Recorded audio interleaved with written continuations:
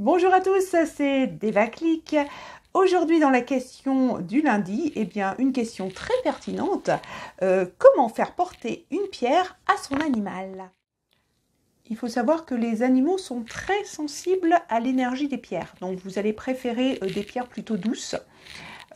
Et vous allez habituer progressivement votre animal au contact du minéral. C'est-à-dire que la première fois, vous allez lui laisser, par exemple, 2 heures dans son panier, puis après 4 heures. Voyez en fonction de ses réactions. Donc, première méthode, effectivement, c'est mettre la pierre dans le panier de l'animal.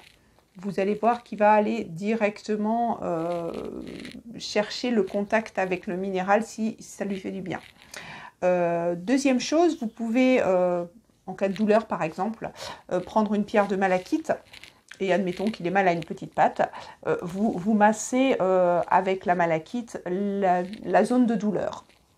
Vous verrez que bizarrement, votre animal va vous réclamer tous les jours son petit massage à la pierre. La malachite est un antalgique naturel, donc forcément ça va lui faire du bien. Dernière chose, il existe des petites cages comme ça. Il suffit simplement d'insérer une petite pierre dedans. Donc là, c'est une rhodochrosite. C'est si jamais votre animal avait des problèmes de gratouille, d'eczéma. Voilà. Donc vous insérez la pierre dans la cage et vous l'accrochez à son petit collier tout simplement. Hein. Alors sachant que je vous le déconseille pour les chats, parce que surtout si votre chat il va à droite à gauche, parce qu'il peut s'accrocher dans une branche et à ce moment-là ça peut lui faire ça peut l'étrangler, donc faites attention. En plus les chats ils n'aiment pas trop les colliers. Donc voilà, ça c'est 3 façons d'utiliser les pierres pour vos animaux. Au sujet des élixirs. Autrefois, j'étais plutôt pour de mettre une pierre dans la gamelle d'eau de son animal.